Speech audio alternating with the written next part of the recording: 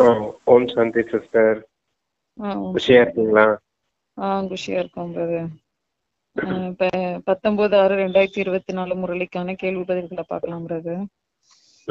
First question என்னன்னா, எந்த ஒரு சிறிய பழக்கம் கூட மிகப்பெரிய அவமரியாதையை செய்து விடுகிறது, அதிலிருந்து காப்பாற்றிக் கொள்வதற்கான யுக்தி என்னன்னு பாபா கேக்குறாங்க. அதுக்கு பதில் என்னன்னா, மறைத்து வைக்கக்கூடிய அல்லது திருடக்கூடிய பழக்கம் யாரிடமாவது இருந்தது அப்படின்னா அது மிகப்பெரிய அவமரியாதையா ஆயிடுதான். சில்லறை திருடுனாலும் திருட்டுதான், லட்சத்தை திருடுனாலும் திருட்டுதான் அப்படின்னு சொல்லப்படுது. பேராசையின் வசமாகி பசி வந்ததும் கேட்காமல் மறைச்சு வைத்து சாப்பிடுவது, திருடுவது போன்றவை மிக மோசமான பழக்கங்களாகும். இந்த பழக்கங்களில் இருந்து தன்னை காப்பாற்றிக் கொள்றதுக்காக பிரம்ம பாபாவுக்கு சமமாக ட்ரஸ்டி ஆகுங்க. இப்படி என்னவெல்லாம் பழக்கங்கள் இருக்குதோ அவற்றை பாபாவிடம் உண்மையா சொல்லிடுங்க அப்படிங்கிறாங்க பாபா. திருடாதீங்கன்னு சொல்றாரு. திருடுறது அப்படின்னா அடுத்தவங்க பொருளை திருடுறதுன்னு இல்ல. இப்ப வீட்லயே நமக்கு ஒரு பொருள் வச்சிருக்காங்க அப்படின்னா அத அடுத்தவங்களுக்கு வேணும்னு நினைச்சிட்டு சாப்பிடணும். நம்மளா எடுத்து வச்சுக்கிடுவோம் அப்படின்னு நினைக்க கூடாது. ஏதோ ஸ்வீட்டோ இல்லாட்டினா ஒரு வாழைப்பழமோ வச்சுக்கோங்க, அதை எடுக்கிறோம் அப்படின்னா இப்ப அது வேற ஒருத்தவங்க வேற எதுக்காக வாங்கி வச்சிருந்துருக்கலாம், அவங்களுக்கு தேவைக்கு வாங்கி வச்சிருக்கலாம். அதை போய் நம்ம எடுத்து வந்துட்டோம்னா அப்ப அவங்க வந்து பாக்குறப்ப இல்லைன்னா அவங்க வருத்தப்படுவாங்க இல்லையா? அவங்களுக்கும் அவங்களுக்கு ஒரு துக்கம் கொடுத்தது மாதிரி தானே அந்த செய்யணும். அதே போல யஜ்யத்துல ஒரு 400 குழந்தைங்க 500 குழந்தைங்க பாபா இருக்கும்போது இருந்திருக்காங்க. அப்ப எல்லாருக்கும் தேவைப்படும் போது அங்க எல்லாருக்கும் ஷேர் பண்ணி தான் கொடுக்க வேண்டியது இருக்கும். ஒருத்தர் கொடுத்து ஒருத்தர் கொடுக்காம இருக்கக்கூடாது இல்லையா? அதுக்காக இந்த மாதிரி பழக்கங்கள்லாம் கொண்டு வந்திருக்காரு. அந்த நேரத்துல யஜ்யத்துல இருக்கும்போது சரண்டரான குழந்தைங்களுக்காக கொண்டு வந்திருக்காரு. இருந்தாலும் இது நல்ல பழக்கம் இல்ல, பேராசைக்கு வசமாகிறது மாதிரி சூட்சும விகாரமாவும் இருக்குது. அது நமக்கு எனக்கு அப்படின்னு எடுத்து வைக்கிறது தப்பான குணம் அப்படின்னு சொல்றாரு. இது திருடுவதுக்கு சமம் சொல்றாரு. சில்லறைய ₹1 திருடுனாலும் திருட்டுதான், ₹1,00,000 திருடுனாலும் திருட்டுதான். சின்ன பொருள் தானே, நமக்கு தேவைப்படும் எடுத்து வச்சுக்கிட்டாலும் தப்பு தாங்கிறாரு. சின்ன பொருளை கூட நம்ம இருக்கக்கூடாது. ஏன்னா மரியாதை அவமரியாதை செய்தற மாதிரி. ஏன்னா மரியாதை புருஷோத்தமர்களா மாற வேண்டியது இருக்குது. சூட்சமத்துல கூட நம்ம தவறு செய்யக்கூடாது. இதுதான் நல்ல உயர்ந்த குணம் அப்படிங்கறத சொல்லித்தராரப்பா. ட்ரஸ்டியா இருங்க. இன்னைக்கு வந்து ஃபுல்லாவே இந்த எடுத்து வைக்கிறது திருடுறது இது சம்பந்தமா தான் முரளியா வந்திருக்கு. அதனால பாக்கலாம். நெக்ஸ்ட் பிரதர், இங்கு எதற்கான விஷயமும் கிடையாது, இது எதற்கான வேலைன்னு பாபா கேக்குறதுங்க. இது ஈஸ்வரிய குடும்பத்தை சேர்ந்தவர்களா இருக்கிறோம். ஈஸ்வரன் வந்து நிராகாரர் என்பதை கூட நீங்க தெரிஞ்சிருக்கிறீங்க. நீங்கள் ஆத்மாபிமானியாக அமர்ந்திருக்கிறீங்க. இதில் அறிவியலுக்கான விஷயமோ அல்லது ஹடயோகம் போன்றவை செய்வதற்கான விஷயமோ எல்லாம் கிடையாது. இது வந்து புத்தியின் வேலையா இருக்குது. இந்த சரீரத்திற்கு எந்த வேலையுமே கிடையாது. ஹடயோகத்துல சரீரத்திற்கான விஷயம் இருக்குது. இங்கே நாம குழந்தைங்கன்னு புரிந்து தந்தைக்கு முன்னால அமர்ந்திருக்கிறோம். பாபா நமக்கு படிப்பித்து கொண்டிருக்கிறார் என்று தெரிஞ்சிருக்கிறோம். தன்னை ஆத்மானு புரிந்து தந்தையை நினைவு செஞ்சோம்னா இனிமையான குழந்தைங்களே உங்களுடைய அனைத்து பாவங்களும் அழிந்துடும்னு சொல்லப்படுது. கூடவே சக்கரத்தையும் சொல்லட்டணும். மற்றவங்களுக்கு சேவை செய்து தனக்கு சமமாகவும் ஆக்குங்க அப்படிங்கிறாங்க பாபா. இப்ப நினைவு மற்றும் சேவையை சொல்லிக்கிட்டு இருக்காரு. தந்தையை நினைவு செய்யணும். நீங்க ஆத்மா உணர்வுல இருந்து பரமாத்மாவான என்னைய நினைவு செய்யணும் அப்படின்னு சொல்லிட்டு இந்த சேவைய மற்றவர்களுக்கு சொல்றதுதான் இந்த விஷயங்களை, ஆத்மா பரமாத்மா விஷயங்களை அடுத்தவங்களுக்கு சொல்றதுதான் சேவைன்னு சொல்லிக்கிட்டு இருக்காரு. ஆமா, அதுக்கான இது வந்து நெக்ஸ்ட் போயிடலாமா பிரதர்? நெக்ஸ்ட் கொஸ்டின், பாபா ஒவ்வொரு குழந்தையும் எதற்காக பார்ப்பதாக சொல்றாரு?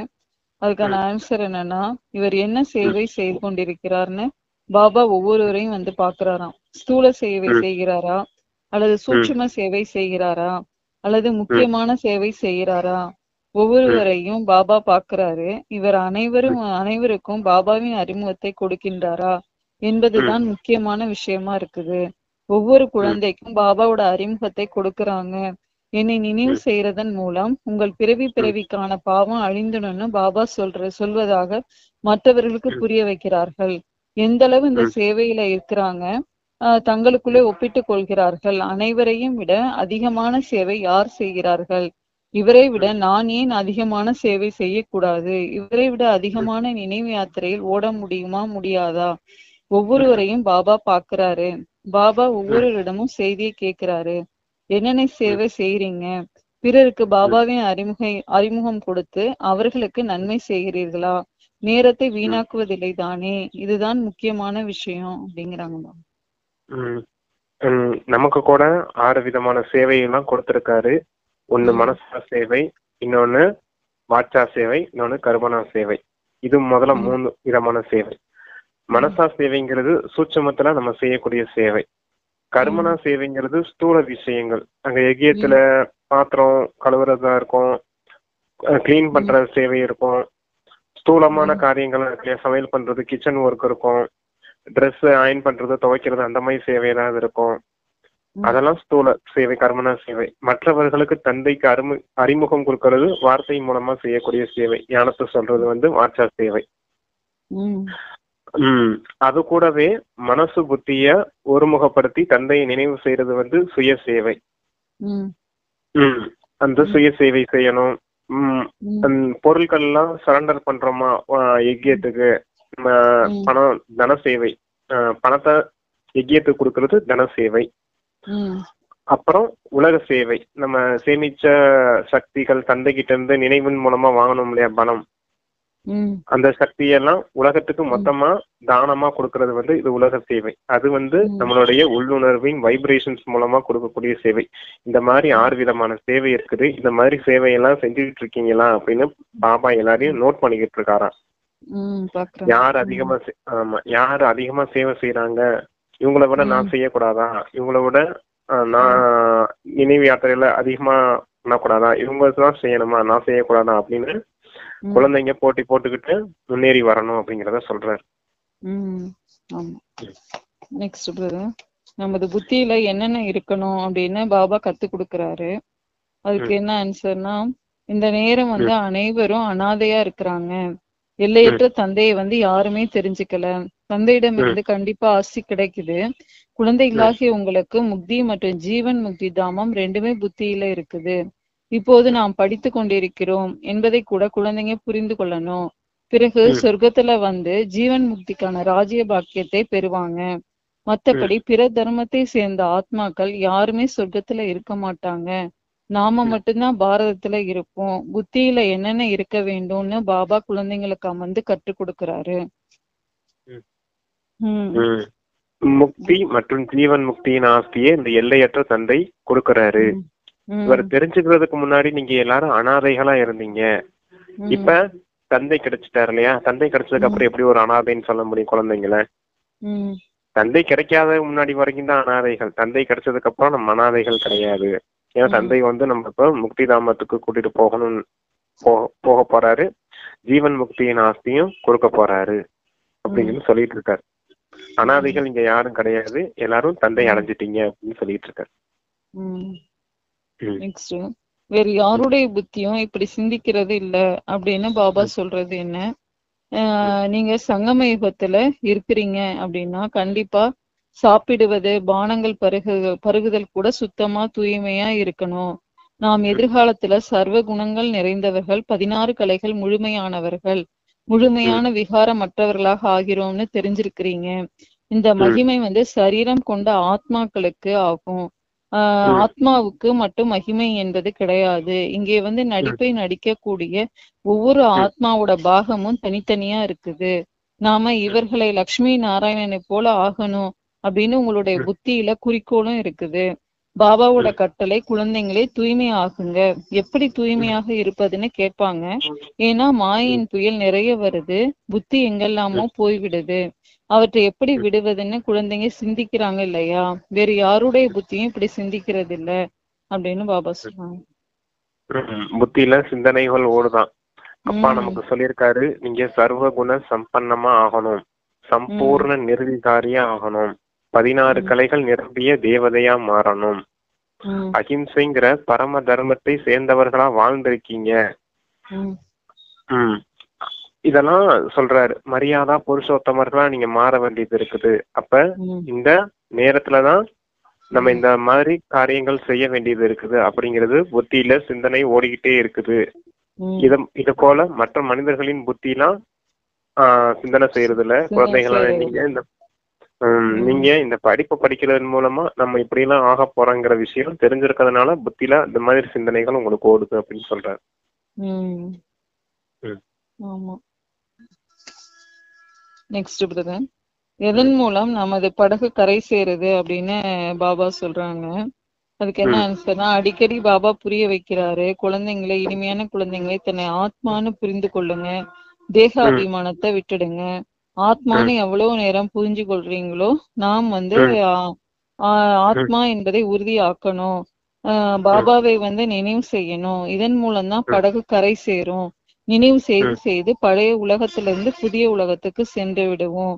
இப்போது ம். மீதம் கொஞ்ச நேரம் தான் இருக்குது. பிறகு நாம் நம்முடைய சுகதாமத்திற்கு சென்று விடுவோம் அப்படின்னு நம்ம ம். நினைக்கிறோங்கிறாங்க பாபா. அதான் ம், வாழ்க்கைங்கிற படகை கரை சேருதுனாலே அப்ப படகோட்டியா வந்திருக்கேன்னு தான் அர்த்தம். ம், அது ம், படகோட்டிங்கிற சம்பந்தம் தான். ம், கலியுக கரையில இருக்கீங்க. இது ஒரு துக்கதாமமா இருக்குது. இங்க இருந்து உங்களுடைய வாழ்க்கைங்கிற நங்குரம், வாழ்க்கைங்கிற படகுனுடைய நங்குரம் இந்த கலியுக கரையில இருந்து எடுக்கப்பட்டாச்சு அப்படின்னு சொல்லுவாரு. ம், நங்கூரம் எடுக்கப்பட்டாச்சுனாலே படகை தன்னால மூவ் ஆக ஆரம்பிச்சிடும். தெரியுமா உங்களுக்கு? படகு ம். அதுவா மூவ் ஆகி தண்ணிக்கு முன்னாடி போக ஆரம்பிச்சிடும். அந்த துடுப்பு ஆமா. வச்சு தள்ளும் போது ம், அந்த மாதிரி சொல்றாரு. கலியுக கரையில இருந்து உங்களுடைய நங்கூரம் எடுக்கப்பட்டாச்சு. இப்போ உங்க வாழ்க்கைங்கிற படகு பயணத்துல இருக்குது. ம், நீங்க தந்தையோட இப்படி பயணிச்சு இந்த சங்கமயுக நேரத்துல போறீங்க. இந்த ம், விஷக்கடல்ல இருந்து அந்த பார்க்கடலுக்கு போக போறீங்க. இந்த ம், பார்க்கடலுங்கிறதான் சத்தியுக கரை. இந்த ம், கலியுக கரையில இருந்து இந்த சத்தியுக கரைக்கு போறீங்க. உங்களை நான் விஷக்கடல்ல இருந்து பார்க்கடலுக்கு கூட்டிட்டு போக வந்திருக்கேன். இது என்ன ம், சம்பந்தம்? படகோட்டிங்கிற சம்பந்தம். இப்படி ம், தந்தையோட போகிறதுனாலதான் உங்களுடைய வாழ்க்கைங்கிற படகு கரை சேருது அப்படிங்கறத சொல்ற. ம். ம். Next brother. ம். எந்த விஷயங்கள்ல நம்மை தவிர வேறு யாருடைய புத்தியிலும் இருக்காது அப்படின்னு பாபா கேக்குறாங்க. அதுக்கு என்ன ம். ஆன்சர்னா, பாபா ம். வந்து தந்தை, ஆசிரியர், குரு கூட உங்களுக்கு கிடைச்சிருக்கிறாரு. ம். உயர்ந்ததிலும் உயர்ந்தவர் பகவான்கிறத கூட நீங்க தெரிஞ்சிருக்கிறீங்க. அவர் ம். தந்தை, ஆசிரியர், ஞான கடலுமா இருக்காரு. ம். குழந்தைகளாகிய நம்மை தன் கூடவே அழைத்து செல்றதுக்கு பாபா வந்திருக்காரு. ம். சத்தியுகத்துல மிக குறைந்த எண்ணிக்கையில தேவி தேவதைகள் இருக்கிறாங்க. இந்த ம். விஷயங்கள் உங்களை தவிர வேறு யாருடைய புத்தியிலுமே இருக்காது. ம். விநாசத்திற்கு பிறகு நாம மட்டும்தான் இருப்போம் அப்படின்னு ம். உங்களுடைய புத்தியில இருக்குது. பிறகு இந்த ம். அனைத்து தர்மங்களும் கண்டங்கள் ம். போன்றவையும் இருக்காது. நாம் தான் ம். உலகத்திற்கு எஜமானராக இருப்போம். நம்முடைய ஒரு ம். ராஜ்யம் மட்டும்தான் இருக்கும். மிகுந்த சுகம் நிறைந்த ராஜ்யமா இருக்கும். அப்படிங்கிறது ம். நம்மளை தவிர வேற யாருக்கும் புத்தியில இருக்காதுன்னு பாபா சொல்லியிருக்காங்க. ம். சத்தியுகத்துல மிக குறைந்த ஆத்மாக்கள் தான் இருப்பாங்க. அதுக்குதான் சுகதாமம்னு பேரு. அங்க ம், நீங்க இப்ப போக போறீங்க. இப்ப இறுதி நேரம் விநாசம் வரப்போகுது. விநாசம் ம், முடிஞ்சதுக்கு அப்புறம் இந்த கண்டங்கள் எல்லாமே தண்ணிக்குள்ள மூழ்கிடும், இல்லாம ம், போயிடும். ம், இந்த பாரத கண்டம் மட்டும்தான் இருக்கும். அதுதான் சத்தியுகமா இருக்கும். அங்க ம், இப்படி குறைந்த ஆத்மாக்கள் இருப்பாங்க. மற்ற தர்மத்த ஆத்மாக்கள்னா இங்க இருக்க மாட்டாங்க. நீங்க மட்டும்தான் இருப்பீங்க. ஒரே ராஜ்யம், ஒரே தர்மம் இருக்கும். எல்லாரும் ஒரே குடும்பமாவே வாழ போறீங்க அப்படிங்கறத சொல்றாரு. ம், சத்தியுகத்துல வெறும் 9 லட்சத்துல தான் ஆரம்பிக்குது பாப்புலேஷன், ம், மக்கள் தொகை ஆரம்பிக்குது. சத்தியுகம் முடியும் போது 1250 வருஷம் சத்தியுகம் ஃபுல்லா அந்த யுகம் முடியும் போது 4 கோடி ஆத்மாக்கள் இருப்பாங்க அப்படின்னு சொல்லுவாரு. ம், திரேதா யுகம் முடியும் போது அந்த 4 கோடியில இருந்து 33 கோடி தேவ ஆத்மாக்கள் முழுக்க 2500 வருஷம் அந்த சுகதாமத்துல சத்தியுகம் இருக்கிறாங்க. முடியும் போது 2 கோடி மக்கள் பிரதர். 2 to 4 கோடின்னு சொல்லுவாங்க. அப்புறம் வந்து அந்த திரேதாயுகம் முடியறப்ப முடியும்போது 33 கோடிங்க. ஆமா. ம், சரி பிரதர். நெக்ஸ்ட், ம். எதில் ம். உழைப்பிற்கான எந்த விஷயமும் இல்லை அப்படிங்கறத நம்ம ம். கொஸ்டினுக்கு என்ன ஆன்சர்னா, ம். முக்கியமானது ஆன்மீக ம். சேவை, அனைவருக்கும் பாபாவோட அறிமுகத்தை கொடுக்கிறது. இது ம். அனைத்தையும் விட சகஜமான விஷயமா இருக்கும். ஸ்தூல ம். சேவை செய்யறதும் உணவு சமைக்கிறதுல, உணவு சாப்பிடுவதில் கூட உழைப்பு ம். தேவைப்படுது. இதில் பாபாவின் அறிமுகத்தை கொடுப்பதுல உழைப்பிற்கான எந்த விஷயமும் இல்ல அப்படிங்கிறாங்க பாபா. இந்த ஸ்தூல சேவை சொல்லிக்கிட்டு இருக்காரு. இதுல அறிமுகம் கொடுக்கறது எந்த விஷயமும் இல்ல, தந்தையோட நினைவுல இருந்து சமையல் பண்ணணும் அப்படின்னு சொல்லிட்டு இருக்காரு. உணவு சமைக்கணும், அத மற்றவர்கள் பரிமாறும் போதும் தந்தையோட நினைவுல பரிமாறணும். இந்த பானங்கள் உணவுகள்லாம் சாப்பிடும் போது கூட தந்தையின் நினைவுலயே சாப்பிடணும். இதுக்கு எந்த ஒரு இதுவும் இல்லை அப்படின்னு சொல்றாரு, எந்த ஒரு கட்டுப்பாடும் இல்லை அப்படிங்கறத சொல்றாரு.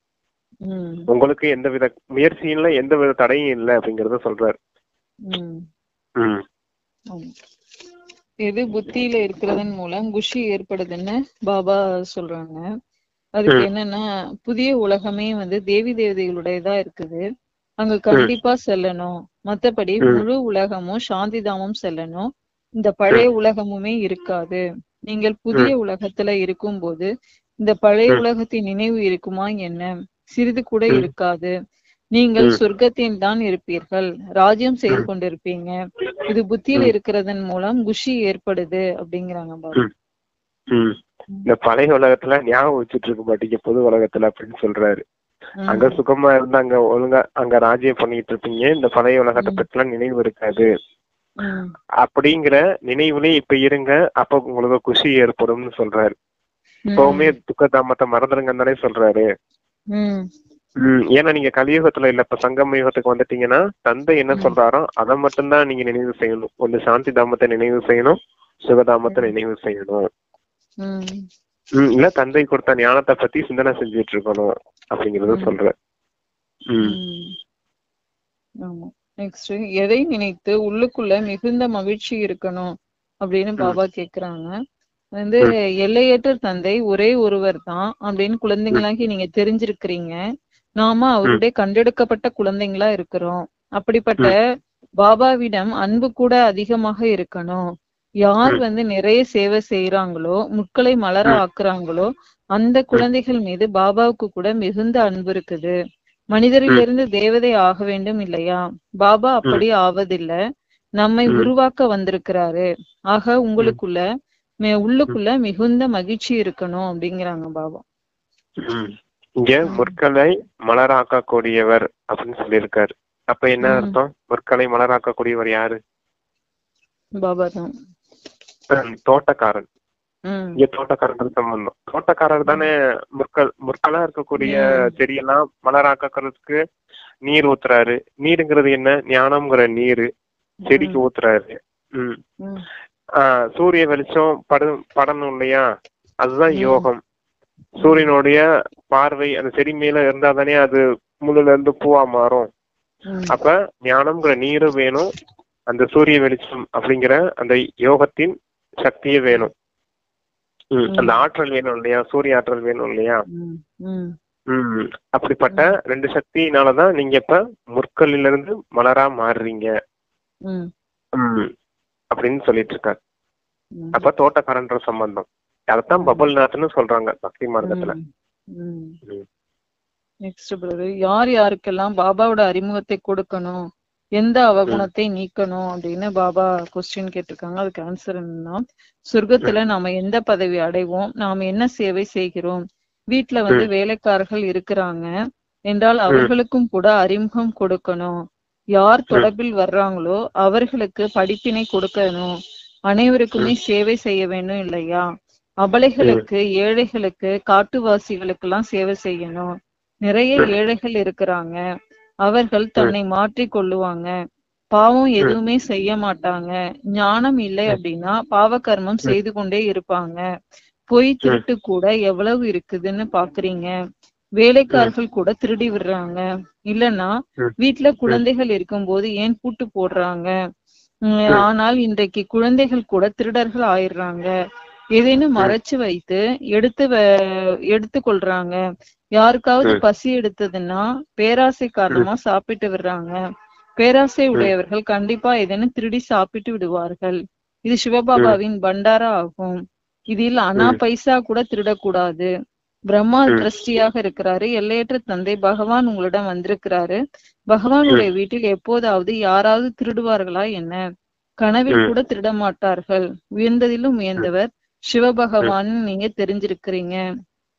நாம் அவருடைய குழந்தைகள் ஆகும். ஆகையால் நாம் தெய்வீக காரியம் செய்யணும். நல்லா யோசிச்சு பார்த்தோம் அப்படின்னா ஆத்மாவுக்கு இந்த பொருட்கள்ல எதுவுமே தேவைப்படாது.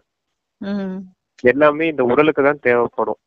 இந்த தேக பொருட்கள் அப்படின்னு சொல்லப்பட்ட உணவா இருக்கட்டும், தண்ணியா இருக்கட்டும், மற்ற எல்லா பொருட்களும் பாருங்க இந்த தேகத்துக்கு தான் தேவைப்படும். ஆத்மாவுக்கு என்ன தேவை? ஆத்மா தான் அழிவற்றது இல்லையா? மன புத்திக்கு எதுவுமே தேவையில்லை. தந்தையோட நினைவு மட்டுமே போதும் ஆத்மாவுக்கு. வேற எதுவுமே தேவை கிடையாது ஆத்மாவுக்கு. மற்ற எல்லாமே இந்த உடலுக்காக தான் இவ்வளவு தவறும் செய்துட்டு இருக்கீங்க அப்படிங்கறத சொல்றாரு. அதனாலதான் இது மறுஜீவா வாழ்க்கைன்னு புரிஞ்சுக்கோங்க. இறந்து வாழும் பிறவியில இருக்கீங்க நீங்க. எந்தவித ஆசையும் உங்களுக்கு இருக்கக்கூடாது அப்படிங்கறத சொல்லுவாரு. ஆசை என்றால் என்னவென்றே தெரியாத நிலைக்கு நீங்க போக வேண்டியது இருக்குது. இப்பதான் நீங்க அது வேணும் இது வேணும் நினைச்சு எதையாவது எடுத்து திருடி சாப்பிட்டு இருக்கீங்க இந்த எகியத்துல அப்படின்னு சொல்லிட்டு இருக்காரு. இதெல்லாம் சிவபாபாவுடைய பண்டாரா? யாராவது இறைவனுடைய இடத்துல வந்து திருடுவாங்களா?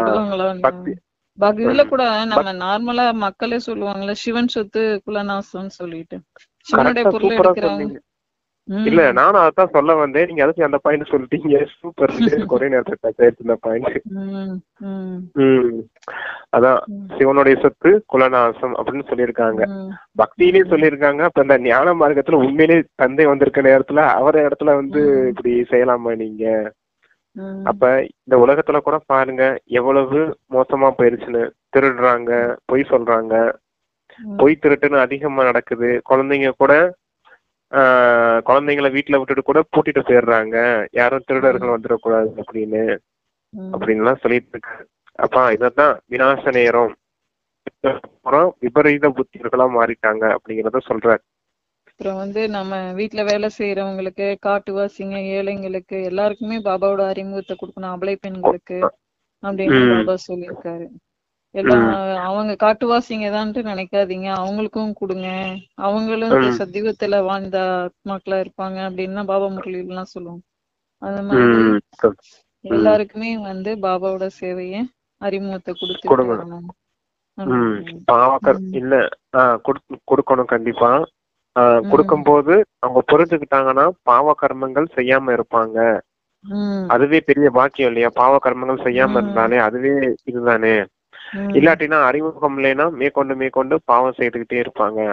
அப்ப நீங்க இந்த மாதிரி விஷயங்கள்லாம் சொல்லி அவங்களுக்கு புரிய வைங்க அப்படிங்கறத சொல்றாங்க. ஆமா, ஏன்னா வந்து அவங்க ஒரு கள்ளங்கபடம் இல்லாம தான் இருப்பாங்க. அவங்களுக்கு கொடுத்த உடனே எடுத்துப்பாங்க. மேற்கொண்டு அவங்க பாவம் செய்ய தூண்டாம அவங்க வந்து தன்னை திருத்திப்பாங்க அப்படிங்கிறாங்க பாபா. நெக்ஸ்ட் பிரதர், தானமாக கொடுத்து விட்டு அவமரியாதை செய்தால் என்ன நடக்கும்னு பாபா எச்சரிக்கை கொடுக்கிறாரு. நீங்க திருடுபவர்களுக்கு கூட ஜெயில சென்று ஞானம் கொடுக்குறீங்க. ஆக இங்க எப்படி திருட முடியும்? சில நேரம் மாம்பழம் எடுக்கிறாங்க, ஏதேனும் பொருளை எடுத்து சாப்பிடுறாங்க அப்படின்னா கூட திருட்டு இல்லையா? எந்த பொருளையும் கேட்காம எடுக்க கூடாது, கை கூட வைக்க கூடாது. சிவபாபா நம்முடைய தந்தை, அவர் கேட்கிறாரு, பாக்குறாரு. குழந்தைகளிடம் எந்த அவகுணமும் இல்லைதானே? ஏதாவது அவகுணம் இருந்தால் சொல்லி விடுங்க, தானமாக கொடுத்து விடுங்க அப்படின்னு கேக்குறாரு. தானமாக கொடுத்து விட்டு பிறகு ஏதேனும் அவமரியாதை செய்தால் மிகுந்த தண்டனை அடைவாங்க. திருடக்கூடிய பழக்கம் மிகவும் மோசமானதா இருக்குது. யாரேனும் சைக்கிள் எடுத்து சென்று விடுகிறார்கள் என்றால் பிடிபட்டு விடுகிறார்கள். கடைக்கு செல்லும் போது கூட பிஸ்கட் டப்பாவை மறைத்து வைத்து விடுகிறார்கள், அல்லது வேறு ஏதேனும் சிறிய பொருட்களை மறைத்து வைத்து விடுகிறார்கள். கடைக்காரர்கள் மிகவும் பாதுகாத்து கொள்ளுகிறார்கள் அப்படின்னு சொல்றாங்க. அதான் கடைக்கு போனா கடையில போய் பிஸ்கட் பாக்கெட்டு, பிஸ்கட் டப்பாலாம் திருவிட்டு வந்துடுறீங்க, ஒடிச்சு வந்துடுறீங்க. ஏதோ அவருக்கு டச் ஆகலாம் சொல்றாரு பாருங்க. அப்ப செஞ்சிருந்திருக்காங்க யாரோ அப்படி அப்படி செஞ்சுட்டு வந்திருக்கீங்க. இங்க மாம்பழத்தை எடுத்து சாப்பிட்டுறீங்க. அதான் மாம்பழத்தை எடுத்து சாப்பிட்டுறீங்க. நம்ம கூட செய்வோம் இல்லையா? இப்ப ஒரு நல்ல ஏதாவது செஞ்சு வச்சிருந்தாங்கன்னா வீட்டுல, அம்மா அப்பா இருந்தாங்கன்னா ஆமா செய்வோம் இல்லையா? அந்த மாதிரி அவங்களாம் ரிச் ஃபேமிலில இருந்து வந்தவங்க இல்லையா? அந்த நேரத்துல எக்கியத்துல சரண்டர் ஆனவங்க எல்லாம் அப்ப பார்க்கும்போது செய்யும் போதே நமக்கு ஒரு 4 பீஸ் எடுத்து சாப்பிடணும்னு தோணும் இல்லையா? யாரும் இல்ல, நம்மள யாரு பார்க்க போறா அப்படின்னு நினைச்சு எடுத்து வாயில போட்டுக்கிறோம் இல்லையா? அந்த மாதிரி எடுத்து போட்டுக்கிறீங்க. இதெல்லாம் சிவபாபா பாத்துக்கிட்டே இருக்காரு. உங்களுக்குள்ள அவசரம் இருக்குதா இல்லையான்னு பாக்குறாரு. இப்ப நீங்க பெரிய ஃபேமிலில இருக்கிறவங்க தம்பி தங்கச்சிக்கு கொடுக்காம கூட நம்ம இப்ப நான்லாம் அந்த மாதிரிலாம் சாப்பிடுற பழக்கம் எல்லாம் உண்டு. அவங்களுக்கே நம்ம கொடுப்பாங்க, நம்மளே சாப்பிட்டுட்டு போயிடுவோம் அப்படின்ட்டு. நீங்க மட்டும் இல்ல, எல்லாருமே அப்படித்தான். எல்லாருமே சமூக பிரதான நிலைக்கு வந்திருக்கோம். அப்ப எல்லாரும் நம்ம செஞ்சுட்டு வந்திருக்கோம். எல்லாத்தையும் அப்பா அதான் சொல்லிட்டு இருக்காரு, இந்த மாதிரி எல்லாம் இருக்காதீங்க, உங்களுடைய குணங்கள் எல்லாம் மாத்திக்கோங்க. முரளி எல்லாத்துக்குமே தானே, நமக்கு மட்டும் இல்ல, எல்லா பிகேஸுக்கும் தானே. எல்லா பிகேஸும் 0 ஸ்டேஜ் அடைஞ்சிருக்கும் அப்படிங்கிறது தெரியும் அப்பாவுக்கு. அப்ப இந்த மாதிரி அல்ப கால ஆசையெல்லாம் உங்களுக்கு எல்லாம் இருக்கும், அதெல்லாம் விட்டுருங்க அப்படிங்கறத சொல்றாரு. அப்ப அங்கேயும் நடந்திருக்கு பாருங்க, யக்கியத்திலயும் நடந்திருக்கு. அதெல்லாம் விவரிச்சு சொல்லி குழந்தைங்களா தானே இருந்து வந்திருக்காங்க எல்லாரும், வந்து சின்ன குழந்தைங்களா வந்து ஆசை யாரத்தான் விட்டுச்சுன்னு சொல்லுவாங்க இல்லையா? அந்த மாதிரிதான். இப்ப நீங்க அது எதுக்காக சொல்றாரு, நீங்க தேவதையா மாற போறீங்க, சொர்க்கத்துல உங்களுக்கு 36 வகையான உணவெல்லாம் கிடைக்க போகுது. அது வேணுமா இல்ல இந்த அல்பகால பிஸ்கட் பாக்கெட்டு மாம்பழம் திருடுறது இதெல்லாம் வேணுமான்னு கேக்குறாரு. அங்க அவ்வளவு சுகபோகமா வாழ போறீங்க. இப்ப எல்லாத்தையும் இந்த ஆசையை திறந்துருங்க, உங்களுக்கு அங்க எல்லாமே கிடைக்கும் அப்படின்றது சொல்றாரு. சொர்க்கம் அப்படி இருக்கும். நீங்க அந்த நினைவுலயே அந்த குஷியில இருந்தீங்கன்னா இதெல்லாம் விட்டுருவீங்க. எனக்கு 36 வகையான உணவு தான் வேணும், இந்த அல்பகால சாப்பாடுலாம் வேணாம் அப்படின்றத புரிஞ்சுக்கோங்க அப்படிங்கிறாரு. ஏன்னா அங்க 36 வகையான உணவும் சாதாரண டேஸ்ட்ல இருக்காது, எல்லாம் ஃபர்ஸ்ட் கிளாஸான பொருளா இருக்கும். ஆனா இங்க என்ன டேஸ்ட்ல இருக்கு? ஒரு 20 வருஷத்துக்கு முன்னாடி கூட பொருட்கள்லாம் நல்லா இருந்துச்சுன்னு சொல்லுவாங்க. கீரை, பழம், காய்கறி எல்லாமே சமையல் பண்ணா தெருமுக்குள்ள சமையல் பண்ணா, நம்ம வீட்டுல சமையல் பண்ணா தெருமுக்கு வரைக்கும் வாசனை வரும்னு சொல்லுவாங்க. இப்ப அப்படியே வாசனை வருது. இப்ப சமைச்சாலே வீடே ஒரு மாதிரி வாசனை அடிக்குது. கீரை சமைச்சா கெமிக்கல் வாசனை அடிக்குது இல்லையா? குழம்பு அந்த அளவுக்கு மனமா இல்ல. சோறு பொங்கனாலும் அது ஒரு வாசனையாவே இல்ல, அது ஏதோ இந்த ஊறல் வாசனை அடிக்குது. அந்த மாதிரி எல்லாம் இருக்குது பாத்தீங்களா? அப்ப எவ்வளவு கீழான பொருட்கள்லாம் மாறி போச்சு. ஆனா சத்தியுகத்துல எல்லாமே ஃபர்ஸ்ட் கிளாஸ்ல இருக்கும் அப்படின்றத சொல்றாங்க. அதெல்லாம் புரிஞ்சுக்கோங்க நீங்க. அப்ப இந்த அல்பகான ஆசையெல்லாம் விட்டுருங்க. அப்படிங்க ஒண்ணும் இல்ல, பெருசா நல்லா ருசி பார்த்து சாப்பிடற அளவுக்கு இங்க எதுவும் இல்லை அப்படிங்கறத சொல்றாரு. அங்க எல்லாம் உங்களுக்கு ஃபர்ஸ்ட் கிளாஸ்ல கிடைக்க போது, அந்த நினைவின் குஷியிலே இருங்க. அப்படிங்க அந்த நினைவுல இருந்தீங்கன்னா, சொர்க்கத்தின் பேராசையில இருந்தீங்கன்னா இந்த அல்பகால பேராசையை விட்டுருவீங்க அப்படின்னு சொல்லுவார். அதான் சொர்க்கத்தின் பேராசையை வச்சுக்கோங்க அப்படிங்கிறார். நன்றாக சேவை செய்பவர்களுக்கு என்ன பரிசு பாபா தர்றாரு? அதுக்கு ஆன்சர் என்னன்னா, நாம வந்து பாபாவினுடைய சேவையில என்ன சேவை செய்யறோம் அப்படின்னு ஒவ்வொருவரும் உள்ளுக்குள்ள புரிந்து கொள்ள முடியும். பாபா நமக்கு உலகத்தோட அரசாட்சியை கொடுத்து விட்டு அவர் வானப்பிரஸ்தத்துக்கு சென்று விடுறாரு. எவ்வளவு தன்னலமற்ற சேவை செய்யறாரு. அனைவரும் சுகமாக அமைதியாக ஆகிவிடுறாங்க. மனிதர்களோ உலகத்துல அமைதி ஏற்படட்டும்னு மட்டும் சொல்றாங்க.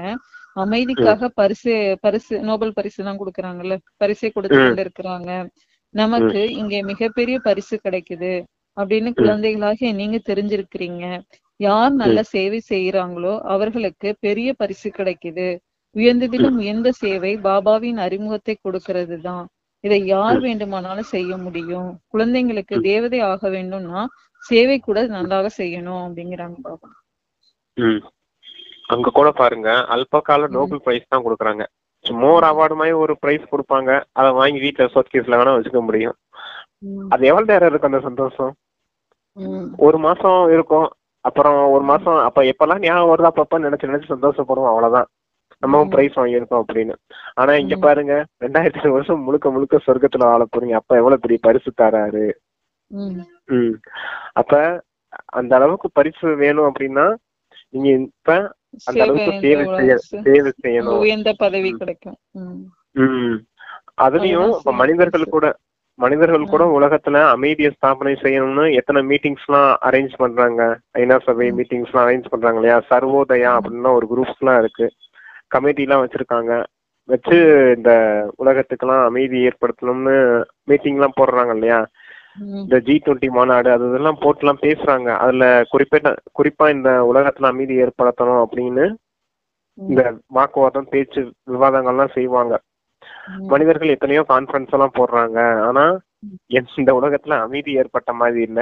ஆனா நீங்க எந்த அளவுக்கு அமைதி நிறைஞ்சவங்களா ஆக போறீங்க, இறுதி நேரத்துல தந்தை வந்து உங்களை இப்படி அமைதி நிறைஞ்சவரா ஆக்குறாரு, நீங்களும் அமைதியானவரா ஆகுறீங்க, சொர்க்கத்துல சுகம் மற்றும் சாந்தி நிறைஞ்சவங்களா ஆக போறீங்க.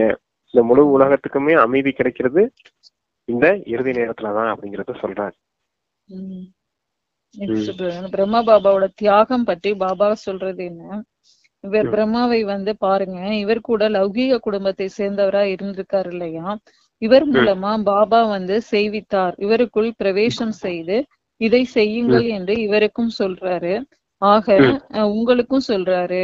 நமக்கு எப்படி சொல்வாரு, என்னுள் பிரம்மா பாபா பிரவேசமாகி செய்விக்கிறாரு, செய்பவர் செய்விப்பவர் இல்லையா.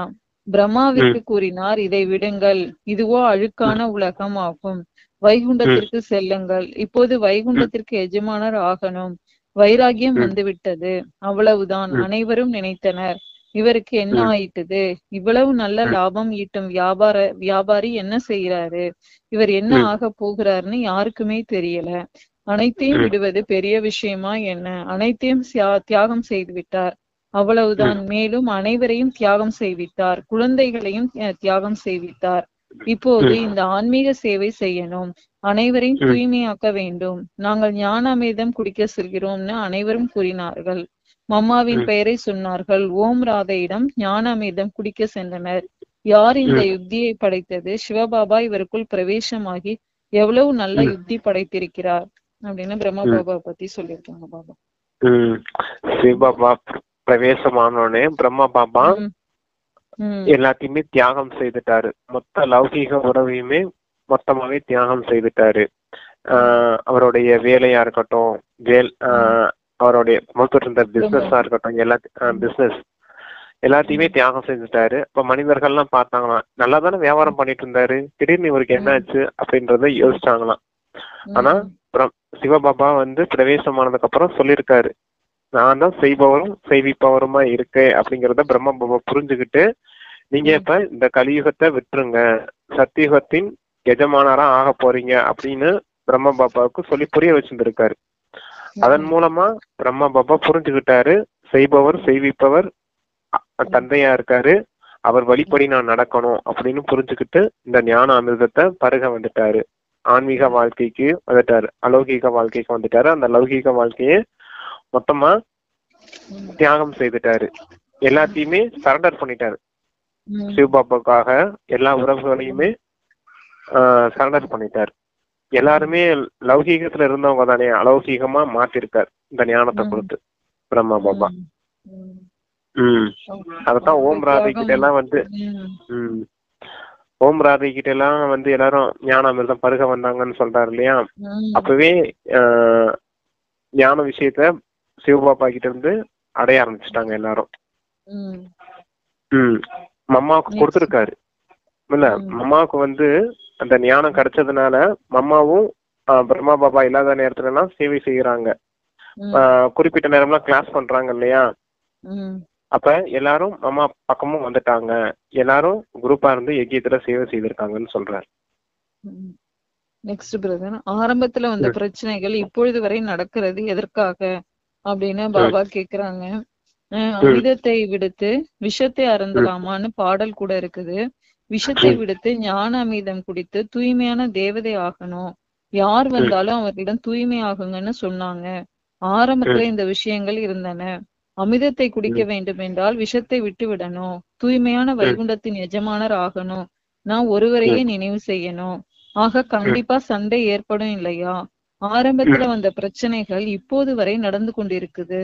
அபலைகள் மீது எவ்வளவு கொடுமைகள் செய்யப்படுது, எவ்வளவு நீங்கள் மிகவும் உறுதியாக ஆக்கிக் கொண்டே இருப்பீர்களோ அந்த அளவு தூய்மை மிகவும் நல்லதுன்னு புரிந்து கொள்ளுவீர்கள் அப்படின்னு சொல்லுங்க. இப்ப விஷத்தை பருகுறீங்க அப்படின்னா விகாரங்களை சொல்றாரு அப்பா. காம விகாரம், அமிர்தம் அப்படின்னா தூய்மைய சொல்றாரு. இப்ப குடும்பத்துல சண்டைகள் வர்றதுக்கு காரணமே இந்த விகாரங்களை விடுறதுதான் அப்படிங்கறத புரிய வைக்கிறாரு. இந்த விகாரங்கள் விடுறதுனால பெண்கள் தாய்மார்கள்லாம் விடுறதுனால அவங்களுக்கு மீது எவ்வளவு கொடுமைகள் இழைக்கப்படுது, அத்தியாச்சாரம் நடக்குது, அப்படின்னு சொல்றாரு. அப்ப நீங்க இப்ப இந்த தூய்மை அற்ற விஷயங்களை விட்டுட்டு விஷங்களை விட்டுட்டு இப்ப ஞான அமிர்தத்தை பருகிட்டு இருக்கீங்கன்னு சொல்றாரு. இது இந்த ஞான அமிர்தத்தை பருகிறதுனாலதான் தூய்மையான உலகத்துக்கு செல்றீங்க, தூய்மையின் உலகத்தின் எஜமானர்களா ஆகுறீங்க அப்படிங்கறத புரிய வைக்கிறாரு. அப்பயும் இந்த கொடுமை நடந்தது, இப்பயும் நடந்துட்டுதான் இருக்குதுங்கிறாரு பாபா. பெண்கள் அபலைகள் மீது தூய்மைக்காக தான் கொடுமைகள்லாம் நடக்குது. சென்டருக்கு போக வேணாம்னு பெண்களை தடுக்கிறதே இதுக்காக தானே. ஆமா, புரிஞ்சுக்க மாட்டேங்கிறாங்க.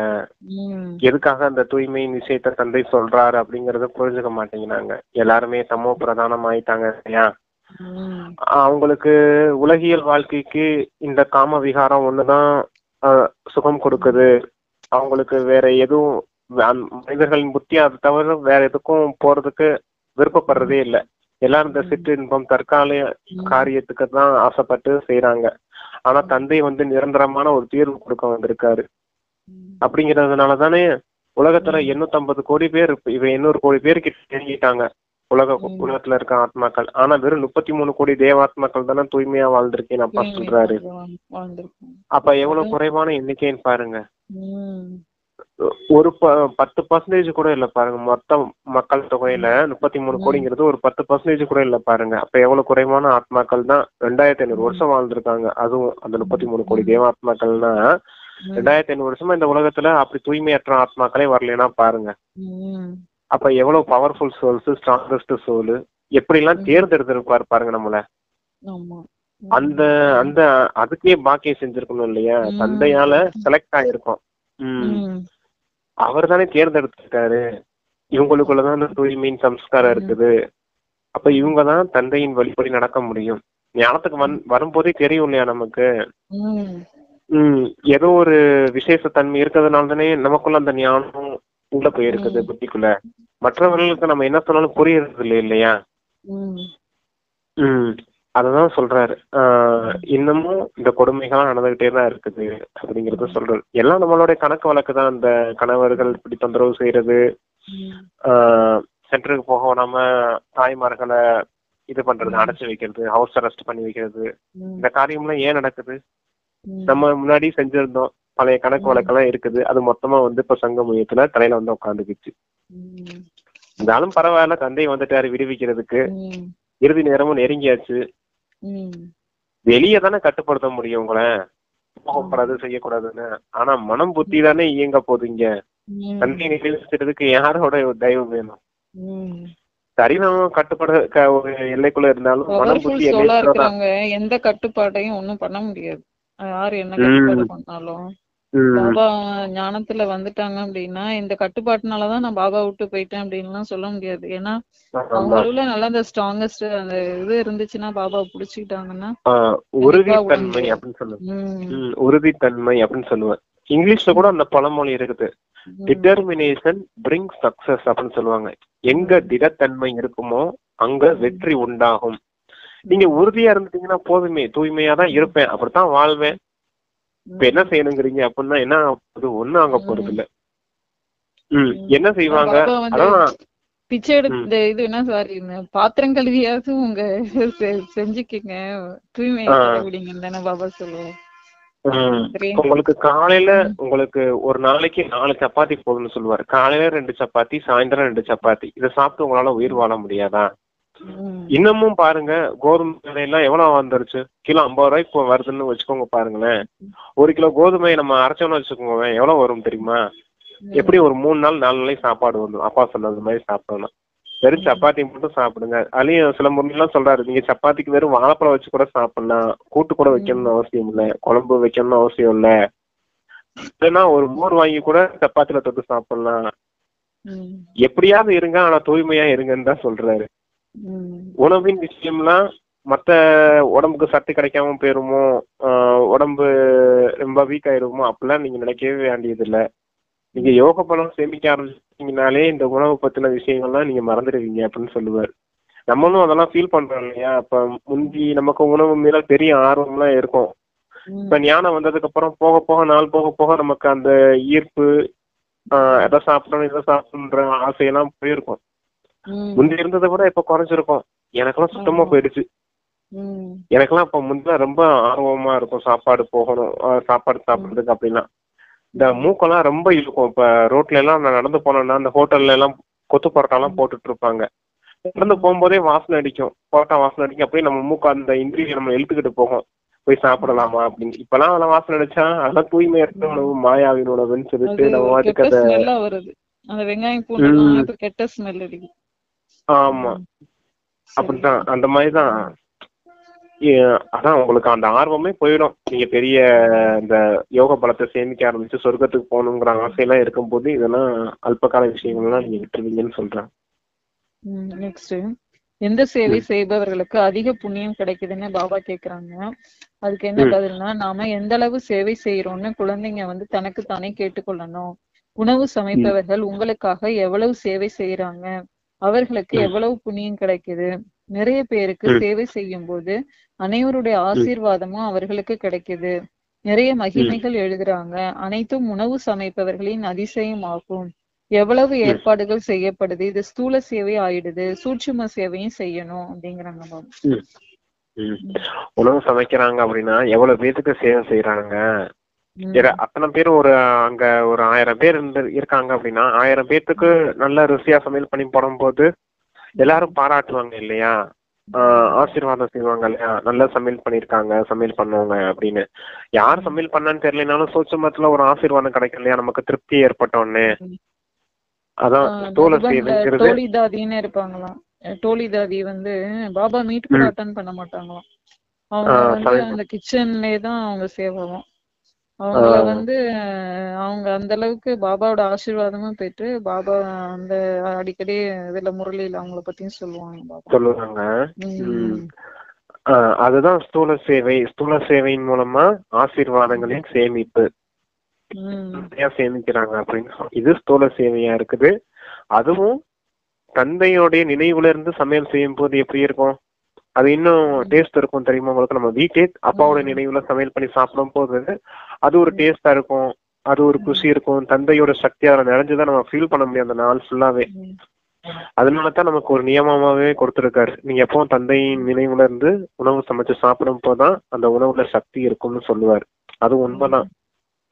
அதே போல 1000 பேத்துக்கும் தந்தையோட நினைவுல இருந்து சமையல் பண்ணி கொடுக்கும் போது அத்தனை பேருடைய புருஷார்த்தத்தின் கணக்குலையும் ஒரு பங்கு வாங்கிடுறோம் இல்லையா. இப்ப நான் உங்களுக்கு சமைச்சு கொடுக்குறேன், தந்தையோட நினைவுல இருந்து சமையல் பண்ணி சமைச்சு தரேன். அந்த உணவு கொடுக்கக்கூடிய சக்தினால நீங்க புருஷார்த்தம் பண்ணும் போது அந்த ஆசீர்வாத கணக்கும் கிடைக்குது. உங்களுடைய புருஷார்த்தத்துலயும் ஒரு பங்கு கிடைச்சது மாதிரி தானே. நீங்க நல்லா புருஷார்த்தம் பண்ணீங்கன்னா நான் கொடுத்த உணவுல ஆனதான் நீங்களும் நல்லா முயற்சி பண்ணீங்க, அந்த மாதிரி ஒரு கணக்கு வருது இல்லையா. அதான் சொல்றேன். அதான் ஆசீர்வாதியின் கணக்கு, புண்ணிய கணக்கெல்லாம் நிறைய சேமிப்பாகுது அப்படி. நெக்ஸ்ட், இந்த உலகத்தை எதனுடைய உலகம்னு சொல்லலாம்னு பாபா சொல்றாங்க.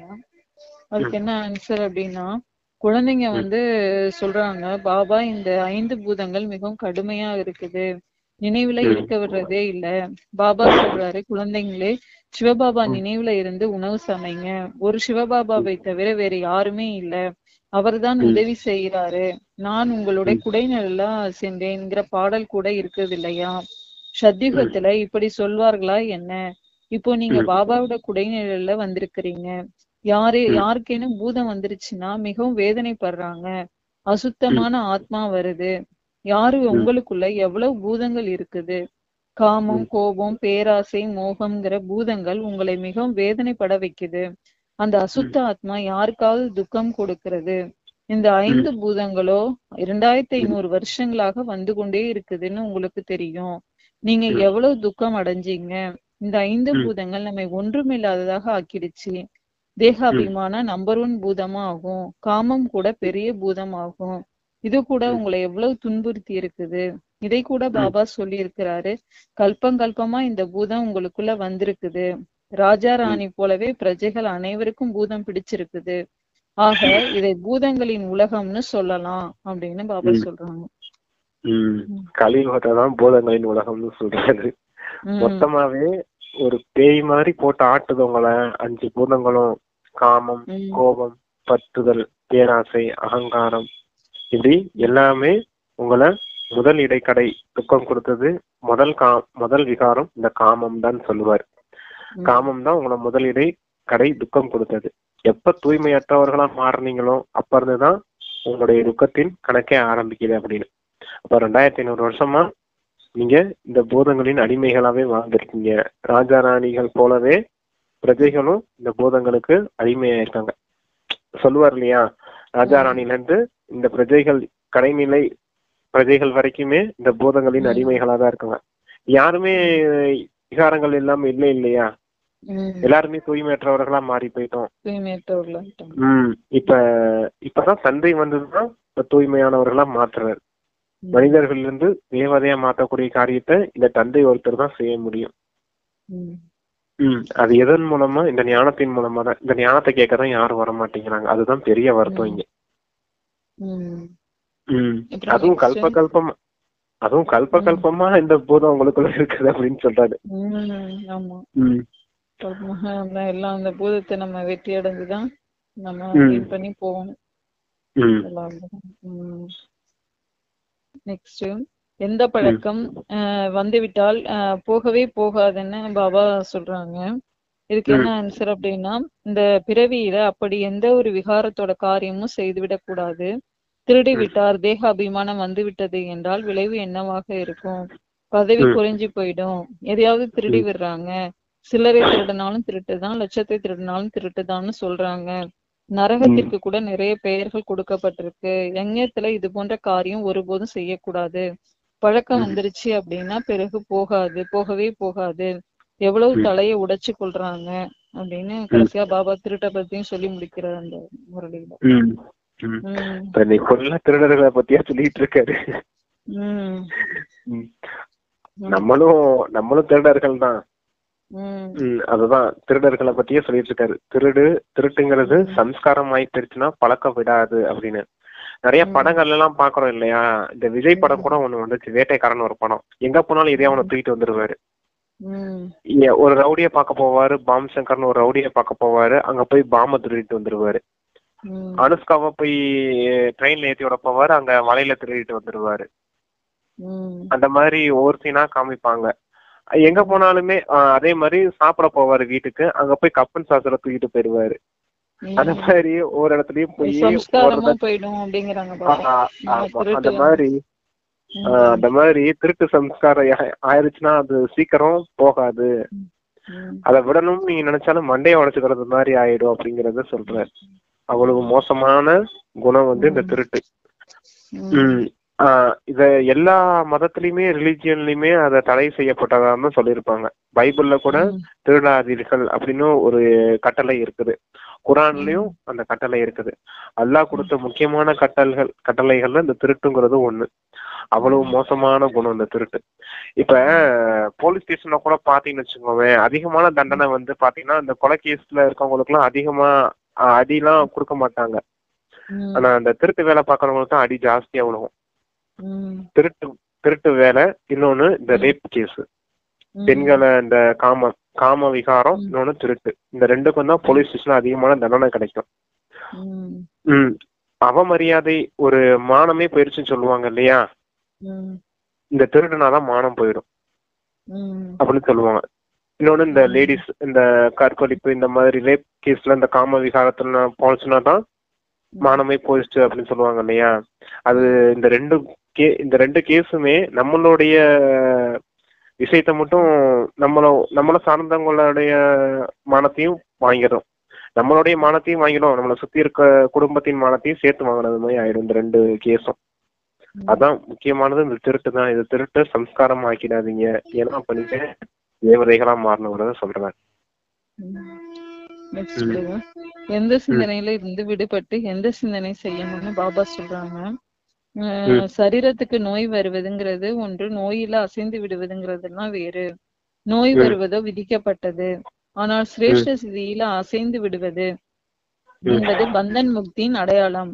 யார் சரீர நோயின் சிந்தனையில இருந்து விடுபட்டு இருந்து சுய சிந்தனை ஞான சிந்தனை செய்கிறாங்களோ அவர்தான் சுப சிந்தனையாளர். இயற்கையின் சிந்தனை தேகம் மற்றும் தேக சம்பந்தமானவை அதிகம் செய்வதால் கவலை ரூபம் ஆகிவிடுது. இந்த பந்தனத்திலிருந்து விடுபடுவதுதான் கர்மாத்தீத்த ஸ்திதின்னு சொல்லப்படுது அப்படிங்கிறாங்க. இப்ப நீங்க கவலையற்ற சக்கரவர்த்தியா இருக்கணும். சங்கமயுக நேரத்துல கவலையற்ற சக்கரவர்த்தி அப்படிங்கிற ஸ்திதியில இருக்கணும் நீங்க. இப்படி நோயின் விஷயத்தெல்லாம் யோசிச்சுட்டு இருந்தீங்கன்னா, இந்த தேகம் சம்பந்தப்பட்ட விஷயங்கள் எல்லாம் யோசிச்சுட்டு இருந்தீங்கன்னா நீங்க கவலைக்குள்ளாவீங்க. அதனால நீங்க சுய சிந்தனை, சுப சிந்தனையாளரா ஆகணும். அப்படின்னா நீங்க ஆத்ம சிந்தனை செய்யக்கூடியவங்களா இருக்கணும். சுயத்தை பற்றிய சிந்தனையே இருக்கணும். சுய தரிசன சக்கரம்னு ஒண்ணு கொடுத்துருக்காரு இல்லையா, அதனை பத்தின சிந்தனை தான் உங்களுக்கு ஓடணும் அப்படின்னு சொல்றாரு. மற்ற இந்த தேக அபிமானத்துல தேகத்தை பத்தின சிந்தனைகள், இந்த நோயை பத்தின சிந்தனைகளா இருந்துச்சுன்னா துக்கம் தான் ஃபீல் ஆகும், கவலைகள் தான் வரும். அதனால நீங்க எப்பவும் சுப சிந்தனையாளர்களா இருங்க அப்படிங்கறத சொல்றாங்க. நெக்ஸ்ட் பாருங்க. அன்பின் சக்தியானது பிரச்சனைங்கிற மலையை தண்ணீர் போல எந்த சக்தி லேசாக நம்ம ஆக்கிவிடும்னு பாபா கொஸ்டின் கேக்குறாங்க. அதுக்கு என்ன ஆன்சர் அப்படின்னா, அன்பின் சக்தியானது பிரச்சனைங்கிற மலையை தண்ணீர் போல லேசா ஆக்கிடும் அப்படிங்கிறாங்க பாபா. இப்ப தண்ணீர் போல பிரச்சனைகள்ங்கிற மலைய லேசாக்கணும் எந்த சக்தி? அன்பின் சக்தி அப்படின்னு சொல்றாரு. இதே அன்பின் சக்திய இன்னும் சூட்சமமா ஒண்ணு சொல்லுவாரு. எவ்வளவு பெரிய பிரச்சனையா இருந்தாலும் சரி, மலை மாதிரி இருக்க பிரச்சனைய கூட நீங்க கடுகு மாதிரி ஃபீல் பண்ணுவீங்க. இந்த அன்பு இருந்துச்சுன்னா, தந்தையிடம் அந்த அளவுக்கு அன்பு இருந்துச்சுன்னா, பெரிய பிரச்சனை மலை மாதிரி இருக்க பிரச்சனைய கூட கடுகு மாதிரி கூட இல்ல, அதுலயும் லேசான பஞ்சு மாதிரி ஃபீல் பண்ணுவீங்க அப்படின்னு சொல்லுவாரு. பஞ்சு தானே லேசா பறக்கும் இல்லையா? கடுகுனா கூட கொஞ்சம் வெயிட்டா இருக்கும், பறக்க முடியாது. ஆனா பஞ்சுனா ஈஸியா பறந்துரும் இல்லையா?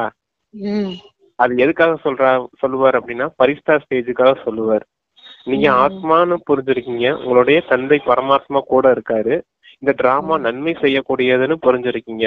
இந்த 3 ஸ்திதி உங்களுக்கு இருந்துச்சுன்னா நீங்க ஆட்டோமேட்டிக்கா பறக்கும் கலையில சென்றுவீங்க. அதுக்காகத்தான் இந்த அன்பின் சக்திய கூடவே வச்சுக்கோங்க அப்படின்னு சொல்றாரு. தந்தை மீது அன்பு இருந்தா ஆட்டோமேட்டிக்கா பறந்துரும் இல்லையா? சரி ப்ரோ, இன்னைக்கு क्वेश्चन ஆன்சர் முடிஞ்சிருச்சு. Om Shanti bro. Thank you bro. Om Shanti sister. Thank you மாமா.